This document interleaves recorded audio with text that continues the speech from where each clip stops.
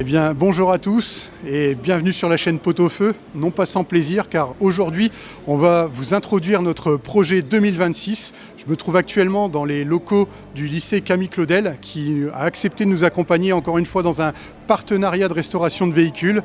Et tout de suite, notre véhicule.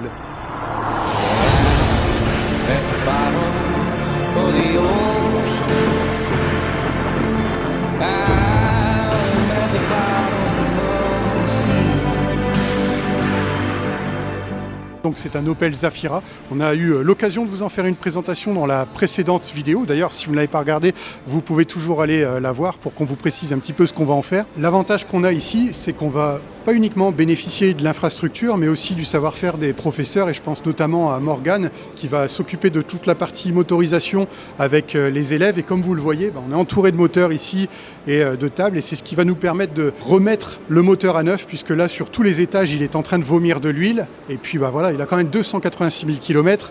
Et si on veut faire un projet sérieux avec un véhicule qui est capable d'endurer ce qu'on va lui faire faire, on a besoin de partir avec la certitude qu'il va pouvoir endurer le Nürburgring. Évidemment, on bénéficie aussi de l'infrastructure sur la partie carrosserie avec tous les outils nécessaires et évidemment les cabines de peinture. Et il y a pas mal de boulot aussi sur la reprise carrosserie, puisque là on le voit, le pare-choc a été peint à la bombe, il est plein de petites aspérités, de coups, etc. Les ailes sont plus tout à fait alignées, on a du silicone. Sur la partie aile avant gauche, donc il y a un gros POC. Donc là, dans tous les cas, il y a aussi un peu de travail de reprise. Les ailes sont toujours pas alignées, les jantes sont toutes bouffées et on va dire vraiment bien griffées. Et l'objectif, c'est d'avoir un véhicule qui soit entièrement remis à neuf. Donc on peut pas laisser ça comme ça, évidemment. Et donc le jour où je me suis fait rapatrier le véhicule, puisqu'on l'avait stocké chez un ami, il a rien trouvé de mieux à faire que de reculer contre le montant de son portail pour nous faire l'aile arrière qui était globalement en bon état. Et ça aurait enlevé un peu de travail aux élèves, mais bon, je pense qu'il était là justement pour nous donner un coup de main et les faire bosser. Merci Gilles. À l'image de ce qu'on a fait avec la Dacia, l'objectif c'est pas juste de repeindre le véhicule en noir et de le remettre à neuf. On va évidemment le personnaliser. J'ai déjà quelques idées en tête et je pense que vous le découvrirez vous à la fin de la vidéo. Mais l'idée c'est de le rendre visible sur le Nürburgring et qu'il puisse dénoter avec les véhicules, surtout surprendre et puis bien sûr faire rire quoi. Évidemment pour nous accompagner comme on l'a fait l'année dernière, donc c'est Sébastien Delgr qui est le professeur niveau carrosserie qui va nous accompagner ainsi que ses collègues et évidemment les élèves de la 1CPA qui vont bosser et bûcher pour remettre à neuf ce véhicule. Qu'est-ce que ça vous fait de travailler sur un monospace? Parce que j'aurais pu vous ramener une super sportive, mais je vous ai ramené un véhicule de style grand-père. Ça fait plaisir parce qu'on peut montrer qu'une voiture monospace, ça peut aller aussi vite qu'une petite sportive. Franchement, il choque. C'est un projet qui est drôle, on en a déjà entendu parler l'année dernière. C'est un projet qui est franchement génial, c'est super à réaliser. C'est de bonne ambiance et tout, franchement c'est super et hâte de voir le résultat à la fin. En vrai c'est marrant parce que je sais pas, voir une voiture comme ça et je sais pas, on a parlé de quelques idées tout à l'heure et tout, ça peut être drôle de faire des trucs, puis ouais, la voir rouler sur le Nurb ça peut être sympa aussi. Ouais. Si vous aviez des modifications à apporter là-dessus, qu'est-ce que vous aimeriez faire? Des ailerons, une petite lumière au-dessus, des choses comme ça. Voilà. J'espère que tout se passera bien et que finalement, à la fin, le véhicule me permettra de claquer une pendule sur le Nürburgring grâce à vous. Et si on fait la mécanique, on a décidé de repartir avec un turbo de LEH reconditionné, histoire d'assurer que le véhicule soit au moins en bonne condition pour pouvoir rouler. Et comme je le disais, à plusieurs étages, le véhicule a tendance à sointer de l'huile. Il a été décidé de l'ouvrir, donc pochette de joint au complet. Bon, évidemment, si on démonte le moteur, on fait courroie de distribution, pompe à eau en parallèle. On a toutes les huiles qui nous ont été remises. On aura évidemment les joints de queue de soupape, puisque c'est la maladie de ce véhicule. Et puis derrière, il y a un peu de taf. Et on peut remercier en tout cas N-Autopièces qui se trouve à Huimy, parce que c'est lui qui nous a accompagnés pour justement nous offrir le meilleur tarif possible sur les pièces pour remettre en forme notre véhicule. Et sans lui, honnêtement, ça nous aurait coûté super cher. Donc merci beaucoup de nous accompagner. Et grâce à toi, on va pouvoir avancer en tout cas sur notre véhicule et faire en sorte qu'il soit fiable. On est le 5 janvier. C'est le début du projet. Moi, j'aurai pas l'occasion de passer dans les semaines à venir, donc je repasserai normalement fin janvier pour voir un petit peu l'état d'avancement, comme je le disais. Et puis, feu aux élèves et on espère que tout se passera bien.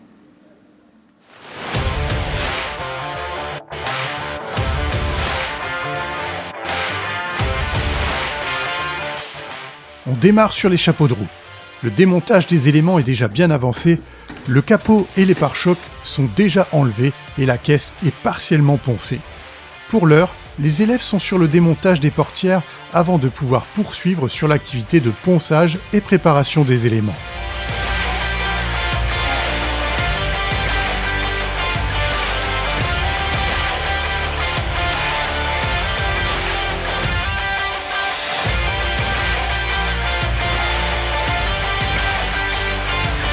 Le timing de ce projet est très serré et si nous voulons que ce soit un succès, il faut travailler en parallèle avec la filière mécanique et donc leur rendre le véhicule pour se préparer à sortir le moteur.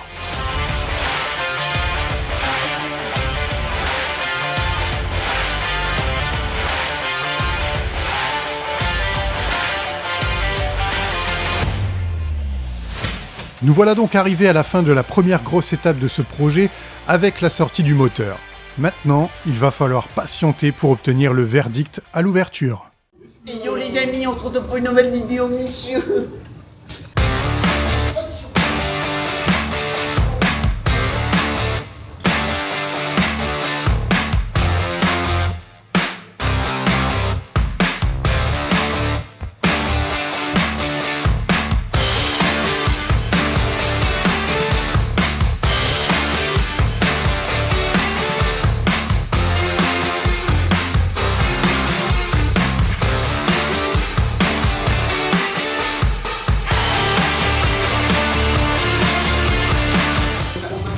Également les amis, abonnez-vous, à Photoshop, mettez un like, Attends, le commentaire de la vidéo, que vous avez aimé ou pas.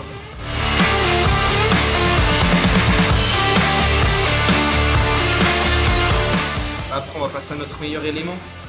Antoine, tu peux besoin de le présenter. Il est remarqué dans plus de photos.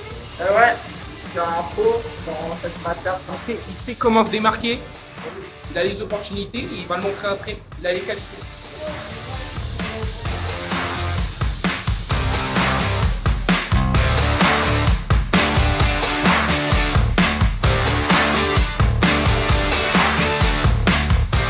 Une note sur 10? Bah, je suis pas professionnel, mais franchement, je trouve que c'est plutôt pas mal. Franchement, c'est plutôt pas mal. Antoine? Louis, tu nous sembles aigri. Peut-être parce que t'as raté ton pare-choc. J'ai pas raté mon pare-choc, c'est monsieur Delgère qui m'a demandé de. Oh faire ça. là, les excuses, hein. Regardez le sourire. Là, c'est. Parce que je suis heureux dans la vie, gros. Et puis voilà, on se retrouve devant les éléments, donc les portières qui ont été démontées, parce que moi j'ai pas pu vous voir pendant que vous étiez en train de préparer les pare-chocs, etc. Est-ce que vous pouvez me dire un petit peu ce que vous avez fait ici et comment vous avez repris les portières? Bah là, du coup, après avoir démonté les portes, on a fait ce qu'il y avait à faire dessus. Donc on a mis des mastiques, redressés, poncés. Ensuite, on les a cachés, dégraissés, mis en cabine, redégraissés. Et après, on est venu mettre 2 couches de bonne base d'après. Et là, elles sont poncées. Qu'est-ce que vous préférez faire, par exemple, préparer ce genre d'éléments, c'est-à-dire faire un peu de ponçage et autres, ou alors faire de la découpe, de la soudure, dépose-repose? Moi, par exemple, je préfère plus faire ça, de démonter un élément, le poncer, le préparer entièrement, le cacher puis peindre directement. Ok. Moi, je préfère vraiment faire ça que faire comme sur l'aile arrière, là où il fallait vraiment découper, faire un bon morceau de la même taille et tout. Ça, c'est moins mon truc. L'objectif, c'est d'essayer de le présenter pour les portes ouvertes du lycée.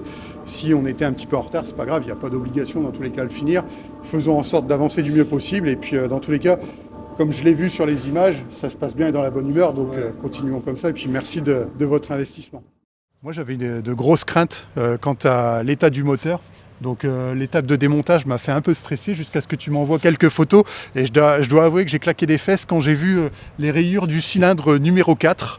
Oui, de belles rayures. Bon, après, c'est un moteur qui a du vécu, hein. C'est un moteur qui frôle les 300 000, donc il faut s'étonner d'avoir quelques petites surprises.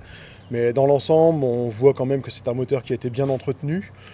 Donc je pense qu'un petit réalisage au niveau des cylindres, ça va corriger le tir et on peut repartir sur de bonnes bases pour retaper des kilomètres Bon, bah écoute, en tout cas, je vais pas dire que c'est rassurant pour l'instant parce qu'il reste quand même l'étape de contrôle à faire. Oui. Et pour ça, on doit faire appel à un magicien et j'ai l'avantage d'avoir un contact qui va nous accompagner. Et l'idée, c'est de lui amener le bloc pour que le miracle se passe et puis qu'on retrouve une cote normale et une bonne lubrification sans qu'il y ait de frottement des pistons contre le cylindre. Enfin, contre le bloc en tout cas. Le bloc.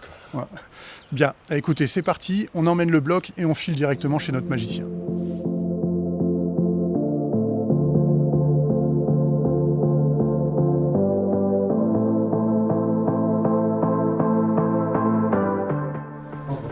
Le bloc.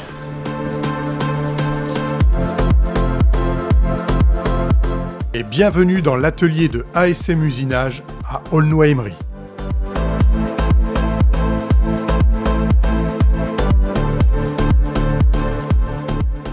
Donc voilà notre magicien Axel. Et donc on vient de lui déposer le bloc, la culasse et puis les soupapes. Et puis l'idée c'est déjà de faire contrôler tout ça. À première vue, qu'est-ce que tu pourrais nous dire sur ces jolies petites soupapes? Déjà, elles vont prendre une sale gueule déjà, première chose. Mais pour le savoir, il faudrait déjà les nettoyer. Ouais. Si elles ont une couleur différente par rapport à la mission, on verra tout de suite. Sinon, niveau usure, on peut regarder déjà comme ça. On voit juste à l'œil que ça fait comme une espèce de cuillère sur la portée de la soupape. Donc, au minimum, ce sera une rectification. Au maximum, ce sera le remplacement de la soupape directement. Ça, on verra déjà. Ça, une fois nettoyée. Ouais, celle-là, elle est violente. Elle est même bien plus que violente, elle l'a tué. Ah, c'est plus ça. Je crois que j'en ai avoir plein les poches. T'as acheté un segment ou pas? T'as acheté le segment déjà? Non, pas encore. Non. Ouais, je crois que Vaut mieux pas, de toute Je façon. me suis dit, de toute façon, là, à mon avis, il y aura un piston au minimum. Pas un piston, c'est 4. Ouais, je me fais. Il y a d'autres solutions, si tu veux, mais c'est encore plus cher. Si tu veux. On peut chemiser, mais... Ouais, Mais chemiser, tu peux récupérer si tu vas retourner sur tes diamètres de piston d'origine. Mais financièrement, c'est mieux de repasser sur des pistons taille supérieure. Et puis de toute façon, je vais te dire, demain tu chemises ce machin-là, le bloc, vu le prix qu'il doit coûter. Ouais, c'est ça, ouais, non. Non, même, on est sur x2, facile, au niveau budget déjà. Ok. Je vais te laisser travailler. Moi, je repasse peut-être plus tard pour voir un petit peu quels sont les dégâts. On se tient au courant. Ça va, je tiens au courant, là. Et puis, Je t'appelle. bon courage, merci. Et c'est parti pour l'étape de réfection du moteur. On démarre avec un premier nettoyage pour retirer les résidus d'huile et de calamine. Vu l'état du bloc, on n'a pas eu le choix que de racheter 4 pistons. Axel prend donc les codes de chaque piston pour adapter l'alésage des cylindres auxquels ils seront associés. La culasse est récupérée pour retirer les excédents de calamine, tant dans les conduits de soupape que pour l'admission et l'échappement. Après un deuxième nettoyage, la culasse ressort parfaitement propre. C'est maintenant au vilebrequin d'être toilé au niveau des paliers avant d'être contrôlé pour assurer qu'il est toujours dans les tolérances.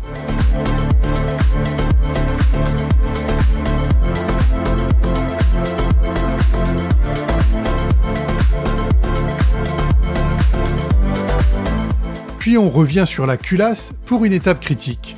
Mise en pression du circuit de liquide de refroidissement dans un bain chauffé pour simuler la température de fonctionnement du moteur et détecter d'éventuelles fuites.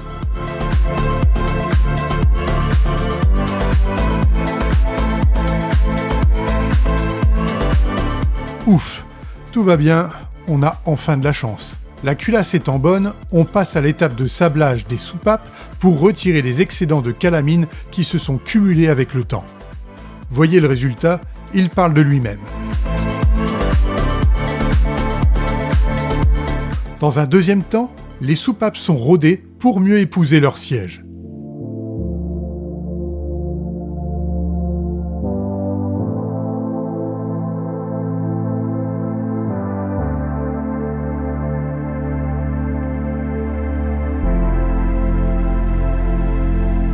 La culasse va bénéficier d'un dernier traitement. Il faut vérifier les variations en tout point pour préparer le surfaçage.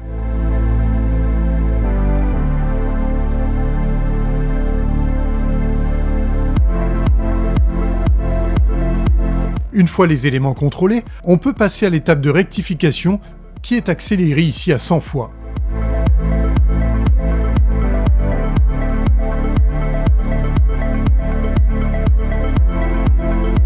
Les mêmes étapes sont répliquées pour le bloc qui doit lui aussi bénéficier d'une rectification du plan de joint.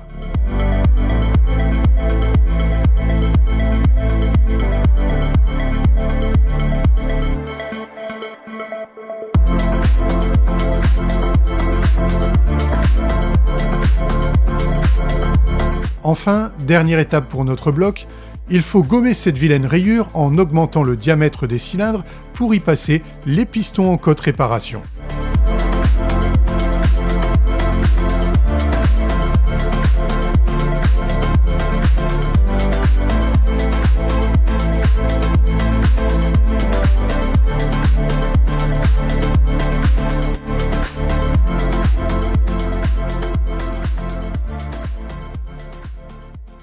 Donc voilà, la culasse a été nettoyée d'abord, rectifiée ensuite. Non, d'abord nettoyer. Test sous pression.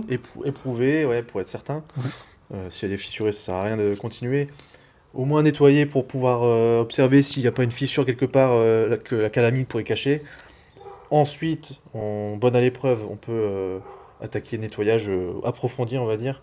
Rodage des soupapes, donc d'abord nettoyage des soupapes, rectifier parce qu'elles en avaient bien besoin. Oui, parce qu'elles étaient bien pleines de calamine, effectivement. Bornes, ouais. Et bon, là, on a l'impression de repartir avec des soupapes neuves. Les sièges étaient encore pas trop mal, donc on a testé un rodage et étanchéité au top, des pressions nickel. Moi j'avais peur, hein. Honnêtement, que la culasse soit fissurée quelque part et qu'on ait une perte de pression. Je me suis dit, ça y est, là, entre le bloc et les pistons qui ont été rachetés avant de passer la culasse sous pression, je me suis dit, ça y est, là, ça serait le pompon, je crois. Et finalement, sur la culasse, j'ai retiré 4 centièmes. 4 centièmes, c'est pas grand-chose. Rien du tout. Ouais. Pour autant dire, il fallait même rien faire. Mais là, au moins une lèche... En tout cas, c'est beau quand la surface est lisse, etc. Là, on va pouvoir y remettre un beau plan de joint tout neuf. Et puis, en plus d'avoir resurfacé en fait les plans de joint, tu as fait une cote réparation sur le bloc. Une rainure, une rainure où je ne sais même pas pourquoi... Ce qui a causé ça, peut-être une saloperie qui serait passée à l'intérieur. Mais c'était de justesse, hein. Autrement, on serait peut-être limite passé en 1 mm. Mais c'était vraiment de justesse, donc tu as eu de la chance. Le haunage qui a été refait, effectivement, donc je vous passerai les stries à l'intérieur. Vous verrez, les cylindres sont comme neufs. Et donc oui, il y a eu aussi le vilebrequin qui a été à reprendre. Alors au niveau des paliers, tu as resurfacé, t'as toilé. J'ai juste toilé pour retirer les micro-griffes, mais il y avait 3 fois rien. Autrement, il était impeccable, hein. J'ai passé au contrôle, il est irréprochable. J'ai même fait une petite fiche, hein, pour te faire plaisir, une petite fiche de contrôle. Siglée ASM Usinage. Eh bien écoute, c'est parfait. Moi je te remercie pour tout le travail qui a été effectué parce que là il y a eu du boulot pendant plus d'une journée, si je ne dis pas de bêtises, entre la rectification plus le haunage. Tu y as passé combien de temps exactement ? J'ai dû passer une grosse journée, on va dire, un peu plus d'une journée, ouais. Avec la pression, hein. Un petit peu de pression pour le délai, mais... on était limité, hein, c'est ce que je disais au début du projet, donc la réactivité, c'est aussi à prendre en compte, et honnêtement, j'aimerais souligner le fait que, si vous venez le chercher pour une prestation, il va se démerder pour vous la sortir au tarif, de toute façon, envisagé, ce qu'il vous a posé, il n'y a pas de surcoût derrière, et puis surtout, c'est que le boulot est fait dans les délais, et ça, c'est important si vous avez un bloc démonté, un truc en attente, si vous devez avancer, et ça, c'était vachement important pour nous. Finir ici. Voilà, donc ASM Usinage, moi je vous mets le lien dans sa description et puis derrière, vous pouvez le contacter dans tous les cas via sa page Facebook, vous lui envoyez un message. Par téléphone de préférence, je préfère. Ouais, parce que j'ai remarqué qu'il n'était pas trop connecté sur Facebook ou autre. C'est à l'ancienne, donc voilà. Parfait. Eh ben, écoute, merci pour le coup de main. Moi, je récupère les pièces, je file ramener ça à Morgane qui doit attaquer leur montage, et puis ça va enchaîner avec les autres opérations sur le véhicule.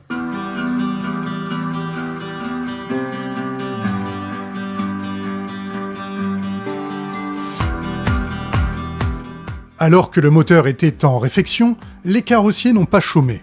Les éléments étaient prêts pour être mis en peinture, alors autant passer à l'action.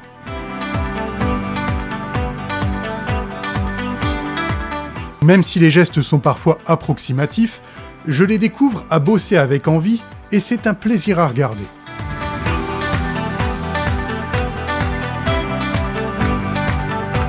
Dans tous les cas, Sébastien est présent pour récupérer les petits travers, alors il n'y a pas grand-chose à craindre à cette étape.